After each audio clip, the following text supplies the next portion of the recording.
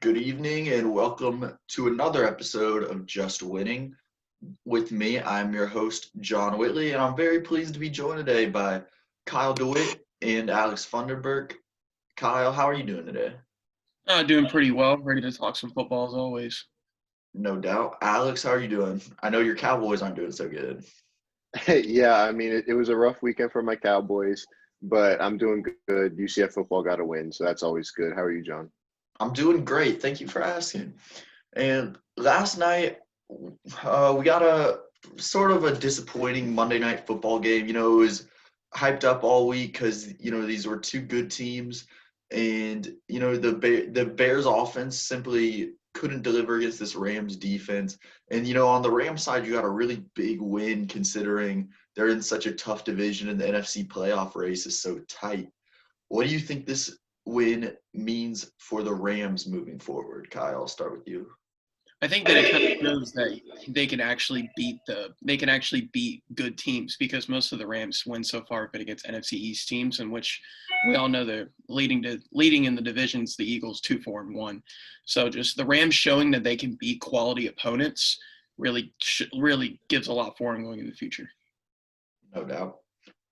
Alex, what stood out to you last night? I mean, what stood out to me most is like the Bears are not that good. I mean, yes, they're 5-2, but they have a point differential of -2. So like they've gone negative on the season already. So I don't know how they're 5-2. They shouldn't be. So I think they've been overachieving a lot, and I really thought the Rams would come in and kind of win easily, and they did exactly that. So that NFC West though is going to be a lot of fun to watch. Yeah, I agree. And I'm glad you brought that up on the Bears side because I think all season to this point, we're 7 weeks in, and the whole season, it's felt like the Bears are frauds, like they feel like that team that's sort of winning.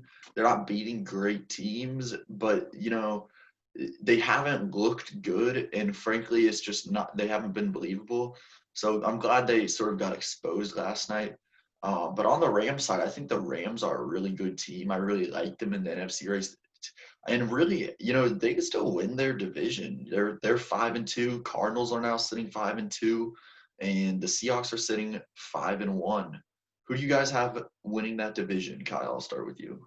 I mean, I still got the Seahawks. I mean, I think that they're still the best all-around team in that division. Well, not all-around team. Their defense is horrible, but I just think that it's Russell Wilson's year. He's putting up the best stats by a Russell Wilson season that we've ever seen, and I think last on Sunday that was a blooper game. I mean, they still put up 34 points and they lost. I mean, if that defense can just find any sort of momentum, if Bobby Wagner and whenever Jamal Adams comes back healthy, it's just whenever that defense finally figures it out, they're gonna easily roll in that NFC West. Maybe not easily roll, but they should be able to beat out the Cardinals and Rams. And even if the 49ers even start stepping up a little bit more, because they're probably the best worst division team in football as of right now. Mm-hmm. The 49ers are starting to look like they've got it rolling with a big win against the Patriots. I still kind of like the Rams right here just because, their defense is proving to be one of the better defenses in the NFC. And like you said, my issue with Seattle is I agree. Russell Wilson's having a great year, and I like him in any close game. But the thing is, any of these teams are going to be in the game against Seattle because their defense is that bad. Alex, who do you have in this division? I think I would go with the Seahawks, but if the Cardinals can go to Seattle and beat Seattle again, you got to go Arizona at that point. I mean, Kyler Murray has that offense humming with DeAndre Hopkins, Christian Kirk, and Larry Fitz. I think the Cardinals are definitely a sleeper team, and I think they'll end up finishing second if they don't win it. Mm-hmm. Yeah, and it's crazy to think not all four teams in this division can make the playoffs. Although right now, today, I would say they all look like playoff teams. Who do you guys think? They should get the NFC East spot. Yeah, like they should give it to the NFC West. I mean, I completely agree. First of all, do you think we see three teams come out of this division with them getting both wild card spots? And if so, who's the odd team out? I mean, just for the inexperience of the Cardinals, as of right now, if I had to choose today, it would probably be the Cardinals because they have shown their struggles, even though they are 5-2. I think that the Rams are more proven on defense, and that'll keep them in a whole lot more games. And Russell Wilson's Russell Wilson. So if I had to choose two teams, it'd probably be those two teams. But looking at the whole entire landscape of the NFC East, one NFC East team's going to make it. Most likely, two NFC South teams are going to make it. And then I don't even know if the Bears will even make it to the playoffs. I think that their upside is now done. So you could easily, with 7 teams and 3 wildcard teams, you could easily see 2 NFC West wildcard teams. Yeah, I kind of think we will see 2 NFC West wildcard teams. Reason is I don't think the Saints are a playoff team. I think they're out. I think I can easily say the Bears are out, but because the Rams and the Cardinals look so good, and the Cardinals too, their defense has been one of the better defenses. So, with the Rams and the Cardinals defenses playing so well, I still believe in the Sean McVay offense. I think the 49ers, as good as they look right now, I'd have to pick them to be the odd team out just because they got off to, sort of a slow start. Alex, what do you think right here? I agree 100%. I think the Niners are the odd team out, just because injuries, not having Bosa is going to hurt. If they can somehow scrap it together, maybe they can catch the Rams, but I think 1-2 will be Seattle, Arizona.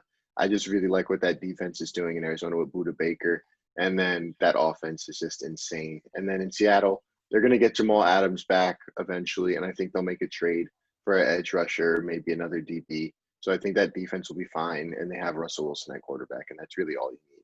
So if anyone's going to be out, I do think it is the Niners, but I definitely see 3 NFC West teams making the playoffs.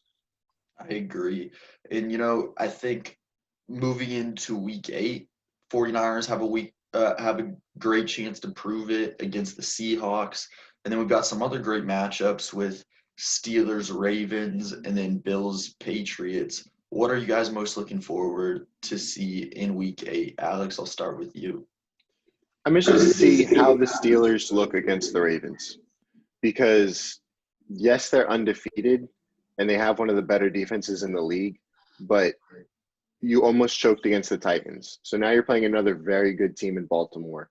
How do you look against them? If they can beat Baltimore, I'm sold. I'll think they're a Super Bowl contender. But right now, I don't see it outside of that defense. But if they can go in and beat Lamar Jackson and stop that Ravens offense, I'll be on board.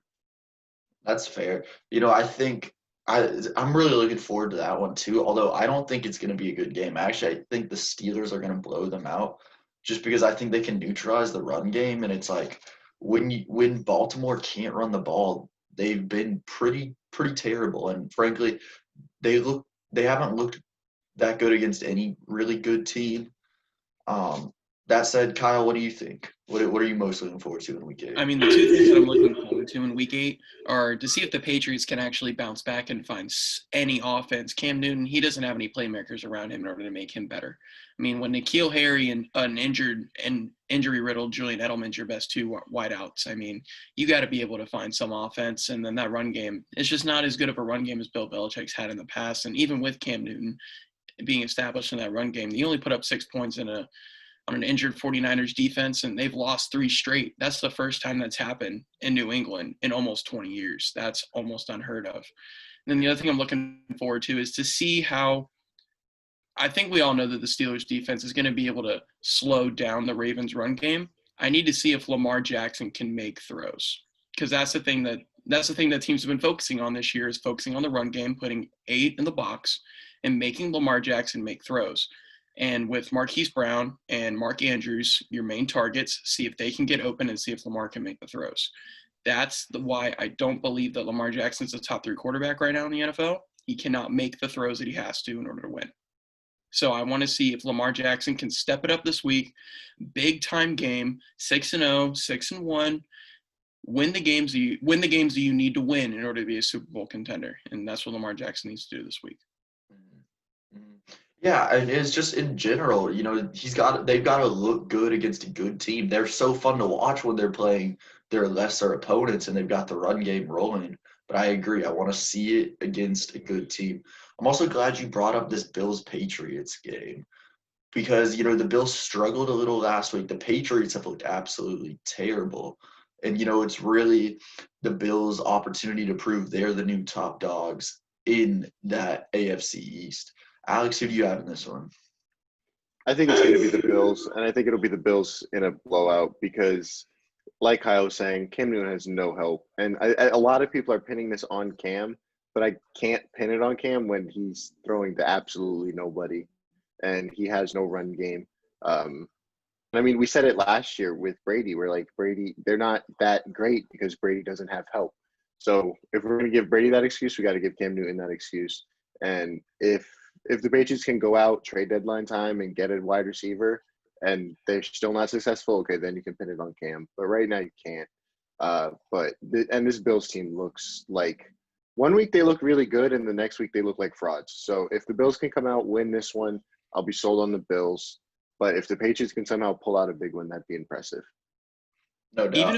Even if the Patriots don't beat the Bills, I'm still not. I mean, I was very sold after 2 weeks on the Bills, and that was probably my bad because now I'm seeing actually, I picked the Bills to go to the Super Bowl, and now I'm not. They're not even a top 3 team for me in the AFC. It's the Titans, Ravens, and Steelers for me. Well, okay, Chiefs. Sorry about that. I'll knock out the Titans, Ravens, Steelers, and Chiefs. See, I think the Titans are the team I knock out is the Ravens, just because, like I said, I don't think they look good against good opponents. But getting back on track, Alex, I like that you brought up that. I agree. When I watch the Patriots, I don't think it's on Cam Newton. It's pretty hard to complete passes to receivers who aren't open.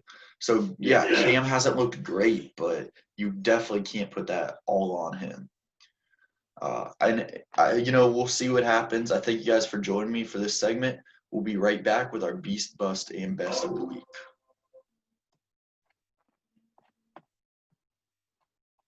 I've already had a good week. This you gonna get an L, Sean. I've never been 0-2 in any fantasy league of records that I've been in, and it ain't gonna start this week. I promise you.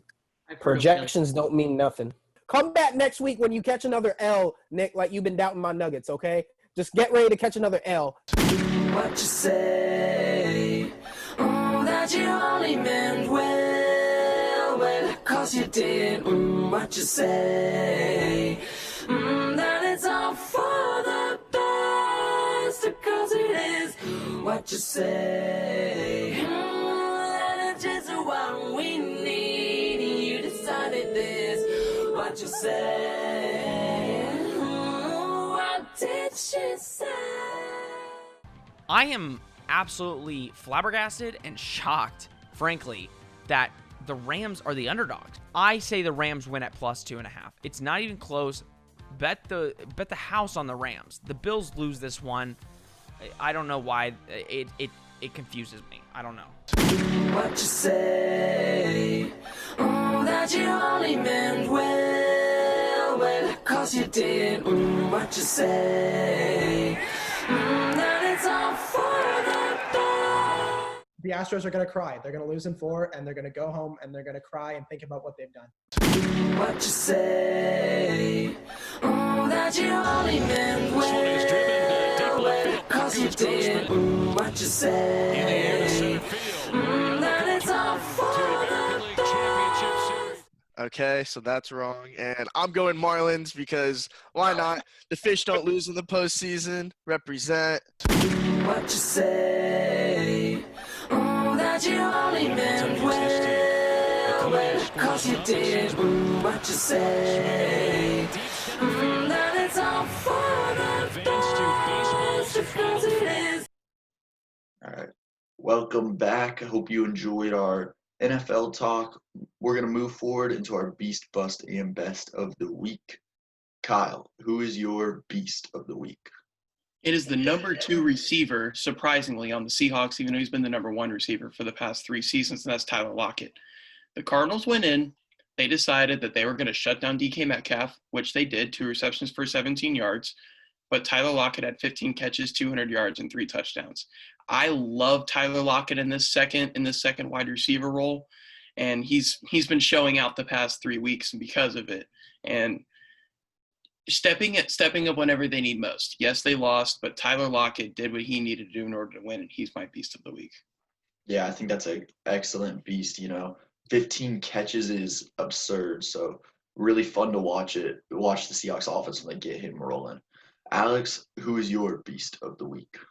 My beast of the week is Indiana quarterback Michael Penix Jr. He didn't have a crazy stat line, but he made the biggest play in recent Indiana football history, leading his team to the first top 10 win since 1987 and their first top 10 win at home since 1967 when they went to the Rose Bowl.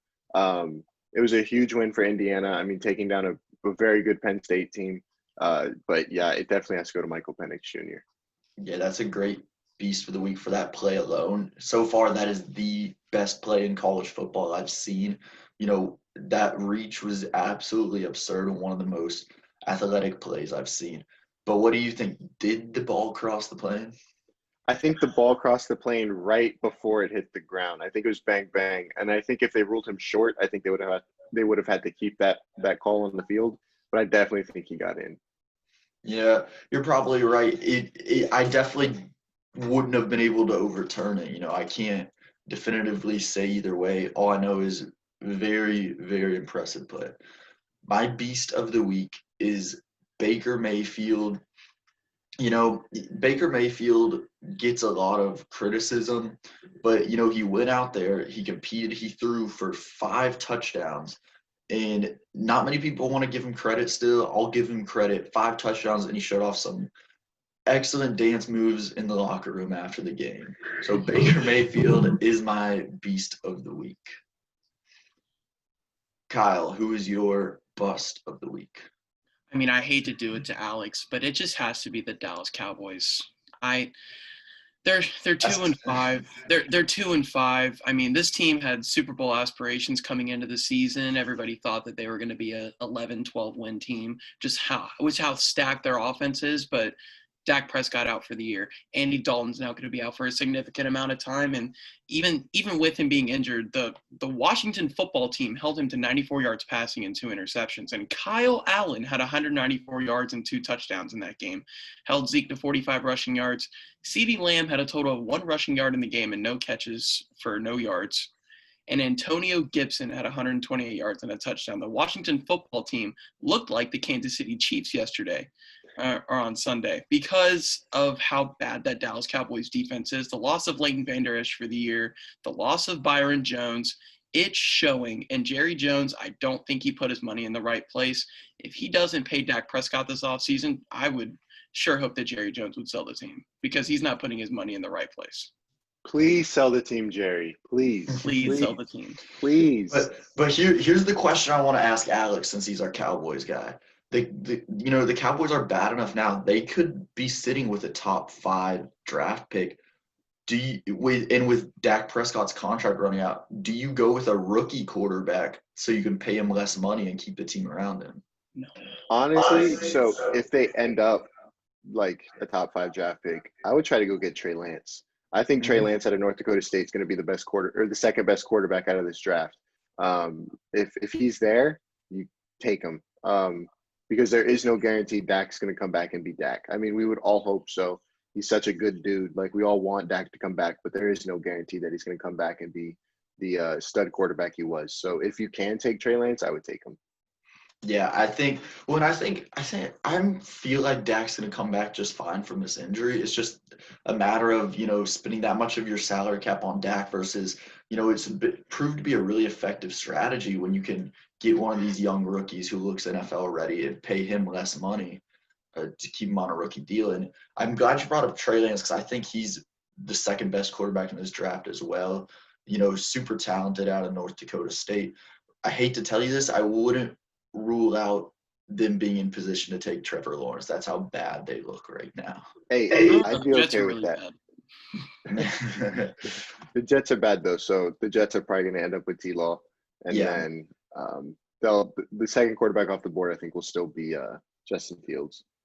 Mm-hmm. Yeah, and I think Trey Lance is a better passer than Justin Agreed. Fields, but we'll see what happens. There is plenty of defensive talent in this draft, though. So if they have a top 5 pick, I mean, there's Patrick Surtain the second. There's Micah Parsons. There's a lot of defensive talent that can help out that Cowboys roster.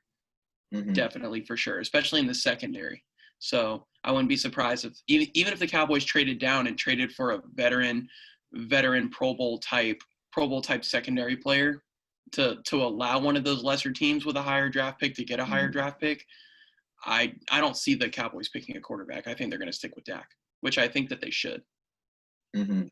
That's just my take on it. Yeah, well, I think most people would agree with you at this moment, but we'll see what happens. Yeah. Alex, who is your bust of the week? My bust of the week is the Falcons. They just keep finding new ways to lose. You lose by scoring a touchdown now. Like, how many ways can y'all find to lose? I mean, Todd Gurley tried not to score, and he scored. So, and then Matt Stafford went down the field and got a touchdown. And then Matt Prater with an impressive extra point because they backed him up 15 yards. So, the Falcons just – they can't win. Like, they keep finding ways to mess themselves up. Never give Matthew Stafford a minute 30 on the clock. Never. Matthew Stafford is one of the most clutch quarterbacks in the NFL, and it's just that the Lions never put him in position to go down the field to win the game. Mm-hmm. Yeah, I still think about that DeAndre Swift drop week 1 that was a clutch throw by Matthew Stafford, and they still managed to lose that game. The Lions could be sitting at 4-2 right now if DeAndre Swift makes that catch. Yeah, that's story of the Lions, though. You know, they're a low point differential team that just can't find ways to win. But as far as the Falcons, I think that's a great bust of the week. You know, they just find ways to lose, and it's honestly so hard to watch right now because it's like I can't imagine what it feels like in that locker room right now. So yeah, that is a great bust of the week. My bust of the week is Josh Jacobs. You know, his team needed him to go out and perform against the Kansas City Chiefs. He goes out and averages 1.7 yards per carry and was the team's 3rd leading rusher that day. As you know, they simply couldn't put up the offense to hang in the game with Kansas City. So Josh Jacobs is my bust of the week. Kyle, who is your best of the week? I'm gonna stay aside from football, and we're gonna give some credit to one of the greatest pitchers of all time, Los Angeles Dodgers pitcher Clayton Kershaw. This past week in two World Series games, he's 2-0. He's pitched 6 innings and 5 2/3 innings, and he's allowed a total of 3 runs. He had 8 strikeouts in Game 1. He had 6 in Game 2. He has just had absolute command whenever he's on the diamond, and he's finally getting the monkey off his back of being playoff Kershaw. And I'm glad that he's most likely finally about to get his World Series. He's finally about to get his World Series, finally going to host up that trophy, and he'll most likely be World Series MVP. And he's also now surpassed for the most strikeouts in postseason history. Clayton Kershaw should be remembered as one of the greatest pitchers of all time, and I think that this World Series has finally cemented that. I'm so happy for him because even though he's beating my Rays, it's always been when you get to the playoffs, you want to face Clayton Kershaw because he can't pitch in the playoffs. So to see him finally be, because he's by far the greatest pitcher of our generation. So to see him finally be that greatest pitcher of our generation in the playoffs has been really fun to watch. Mm-hmm. No doubt. I couldn't agree more. You know, hearing the playoff Kershaw critiques every year just makes me root for the guy because, you know, I love to see a guy like that get the monkey off his back. Alex, who's your best of the week? My best of the week is a team that isn't getting a lot of love but needs to get a lot of love, and that's Coastal Carolina football. They became ranked for the first time in their FBS history, which is only like 6 years, but they beat a very good Georgia Southern team this weekend without their starting quarterback, Grayson McCall. They're 5-0. Fred Payton stepped up big time for them, came in through 252 yards and 3 touchdowns in McCall's absence. I mean, this offense is humming. They have they put 423 yards per game, and they're scoring 38 points per game. Got another game against Georgia State this time coming up this week. But if they can keep winning and Cincinnati slips up somewhere, Coastal could be in the running for that group of 5 New Year's 6 bid. Yeah, that'd be that'd certainly be awesome to see them in a New Year's Six. I hope it happens. Now, my best of the week, I got to go with the Pittsburgh Steelers. They had a big game against the Tennessee Titans, which is, one of the top dogs in the AFC. So the first half, they looked absolutely dominant. They slipped a little in the second half, but you know what? They still found a way to go out and get a win against a great team. And I think this is by far the best defense in the NFL.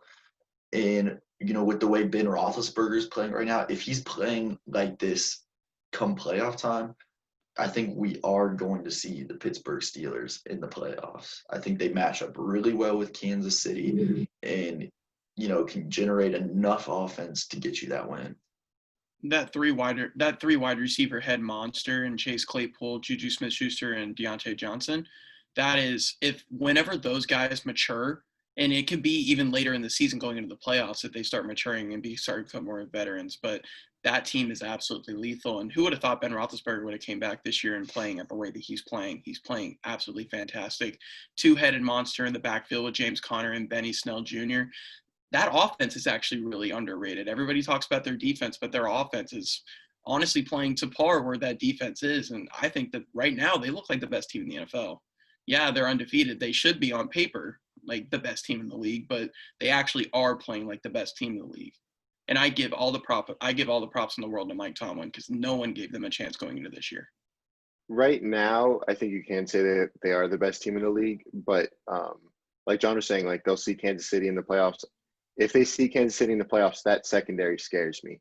I think their secondary might be the downfall of their team because I think a guy like Patrick Mahomes will be able to torch them. But if they can get like some secondary help at the deadline, they'll definitely be in the running for the Super Bowl. No doubt. And I think with that secondary against Kansas City, you got to catch a couple breaks.